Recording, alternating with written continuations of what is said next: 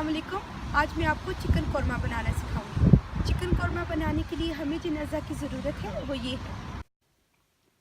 एक चिकन टुकड़ों में कटा हुआ, 1 कप दही, 4 खाने के चम्मच ग्राइंड किए हुए या पिसे हुए बादाम, 1 खाने का चम्मच केवड़ा वाटर, 8 खाने की चम्मच कुकिंग ऑयल, 1.5 चाय का चम्मच सुर्ख मिर्च पाउडर, 2 खाने के चम्मच पिसा हुआ सूखा धनिया, 1 चाय का चम्मच पिसा हुआ ज़ीरा, तली हुई प्याज 3 अदद, 1 खाने का चम्मच पिसा हुआ लहसुन, 1 खाने का चम्मच पिसा हुआ अदरक, 1/4 चाय का चम्मच हल्दी पाउडर, 1 खाने का चम्मच बारीक कटे हुए बादाम, 1.5 चाय का चम्मच नमक, 1 तेज पत्ता, 1 काली इलायची, 2 इंच का टुकड़ा दालचीनी, 5 सब्ज़ इलायचियाँ, 6 काली साबुत मिर्चें, लौंग 4 अदद।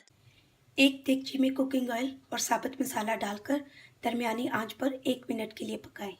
फिर इसमें लहसुन अदरक डालें और इसे हल्का सुनहरा होने तक पकाएं। अब इसमें चिकन डालें, फिर इसमें चमचा चला लें और इसे बगैर ढांपे दरमियानी आंच पर चिकन का रंग बदलने तक पकाएं। वक्फे वक्फे से इसमें चमचा चलाते रहें। अब इसमें नमक और बाकी के तमाम मसाले डालकर मिक्स कर लें। अब इसे दरमियानी आंच पर बगैर ढांपे 2 से 3 मिनट के लिए पकाएं। अब इसमें दही और पिसे हुए बादाम डालकर अच्छी तरह मिला लें। अब इसे दरमियानी आंच पर बगैर ढांपे 15 मिनट के लिए पकाएं। वक्फे वक्फे से इसमें चमचा चलाते रहें। अब इसमें 2 गिलास पानी डालें। अब इसमें तली हुई प्याज शामिल करें। प्याज को पहले अपने हाथों से मसल लें, फिर इसमें चमचा चला लें और इसे ढांपकर हल्की से दरमियानी आंच पर 30 मिनट के लिए पकाएं।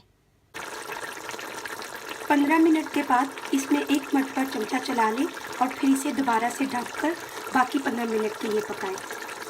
अब इसमें केवड़ा वाटर डालकर चमचा चलाएं और देचकी को ढककर हल्की आंच पर 5 मिनट के लिए और पकाएं।